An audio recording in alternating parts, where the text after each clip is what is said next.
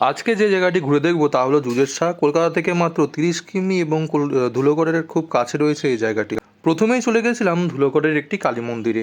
জুজের শাহ যাওয়ার পথে এই মন্দিরটি আপনার দৃষ্টি আকর্ষণ করতে বাধ্য। মন্দিরটি টেরাকোটা রঙে রাঙা, আধুনিক ও পুরাতন ভাস্কর্য শৈলীর এক অপূর্ব নিদর্শন।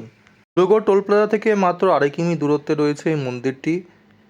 মন্দিরটির ভাস্কর্য শৈলী অনেকটা দক্ষিণেশ্বর মন্দিরের কথা মনে করিয়ে দেয়। মন্দিরটির পাশেই রয়েছে শিবের মন্দির। চার প্রধান রত্নবিশিষ্ট টেরাকোটা রঙের এই কালী মন্দিরটি প্রাকৃতিক পরিবেশের সাথে অপূর্ব ও নান্দনিক।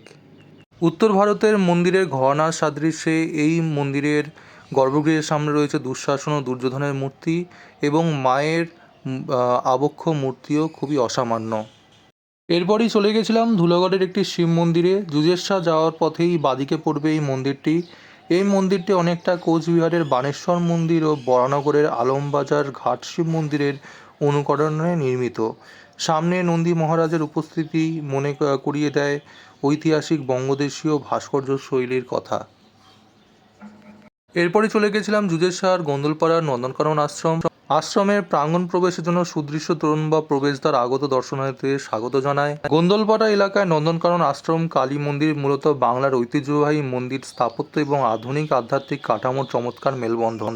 মূল উপাসনালয়ের দালান বিশিষ্ট স্থাপত্য শৈলী এবং ভক্তদের বসা ও আরতি দেখার জন্য নাট মন্দিরও খুবই উল্লেখযোগ্য। এই আশ্রমটির শান্ত পরিবেশ ও চারিপাশের প্রাকৃতিক নিস্তব্ধতা অত্যন্ত শান্ত ও উপাসনার খুবই উপযোগী। এরপর চলে গেছিলাম জুজের শাহর গোন্দলপাড়ার চণ্ডীমাতা মন্দিরে।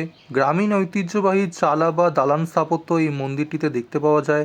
সম্পূর্ণ গ্রামীণ পরিবেশে অবস্থিত এই মন্দিরটিতে লোক সংস্কৃতি ও স্থাপত্যের অপূর্ব মেলবন্ধন পরিলক্ষিত হয়।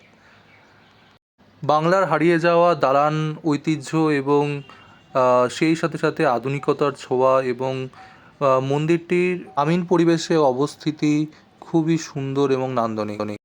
এরপরেই চলে গেছিলাম কুলডাঙ্গা পলাশতলা কালী মন্দিরে। এই মন্দিরটি একদম জুজের শাহ যাওয়ার পথের যে রাস্তাটি আছে তার একদম রাস্তার উপরেই অবস্থিত। খুবই প্রশস্ত প্রাঙ্গণ বিশিষ্ট এই মন্দিরটি ঐতিহ্যবাহী গ্রামীণ মন্দির স্থাপত্য ও শাক্ত সংস্কৃতির অনন্য নিদর্শন। মন্দিরটির প্রশস্ত নাট মন্দির ও সুসজ্জিত প্রাঙ্গণ দীপাবলির পুণ্যতিথিতে মায়ের দর্শনে যেন বাধা না পড়ে তা খুবই সুকৌশলে দেখা হয়েছে।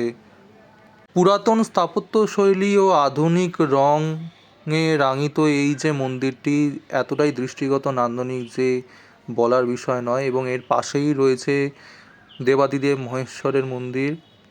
মন্দিরটির ডান দিকে যে মহেশ্বর মন্দির রয়েছে তার স্থাপত্যশৈলী এবং এর যে আধুনিকতার ছোঁয়া দেখলে মনে হয় যেন এই মন্দিরটি কালী মন্দিরের একে অপরের যেন পরিপূরক। কোষ্ঠী পাথরে বাবার মূর্তি এবং সেই সাথে সাথে সামনেই রয়েছে নন্দী মহারাজের বিগ্রহ। এই মন্দিরটি এত সুন্দর এবং প্রশস্ত ও সুসজ্জিত যে ব্যস্ততম একটি রাস্তার পাশে হওয়া সত্ত্বেও এই মন্দিরটির শান্তিতে কোনো রকম যেন ওই কোলাহল বাধা হয়ে পড়ে না। উত্তর ভারতের পাথরের তৈরি নাগরা শৈলীর বদলে বাংলার নিজস্ব শিল্পকে প্রাধান্য দেওয়া হয়েছে এই মন্দিরে। এবং এই মন্দিরটির চারিদিকের বাগান এবং এর আলোকসজ্জা মন্দিরটির এক অনন্য রূপ নিয়ে আসে রাত্রিতে। এরপর চলে গেছিলাম জুজের শাহ সিংহবাহিনী মন্দিরে। মূল মন্দিরের বাদিকে রয়েছে আটচালার একটি শিব মন্দির।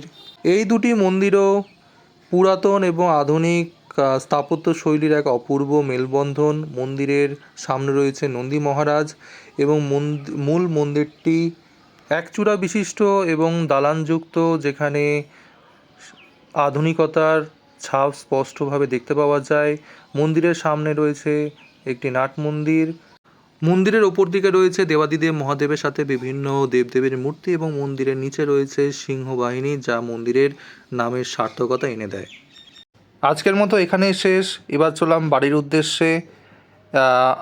এই মন্দির জুজের শাহর এই মন্দিরগুলি আপনাদের কেমন লাগলো তা অবশ্যই কমেন্টের মাধ্যমে জানাবেন। আবার দেখা হচ্ছে নতুন কোনো জায়গায়, হাওড়ার নতুন কোনো জায়গায় এবং আরও কয়েকটি দর্শনীয় স্থান নিয়ে। চ্যানেলটি ভালো লাগলে অবশ্যই সাবস্ক্রাইব করে নেবেন, কারণ আপনাদের জন্য আরও হাওড়ার অনেক কিছু অনেক নতুন নতুন দর্শনীয় স্থান এবং অনেক নতুন নতুন মন্দির আপনাদের জন্য নিয়ে আসতে চলেছি পরবর্তীতে।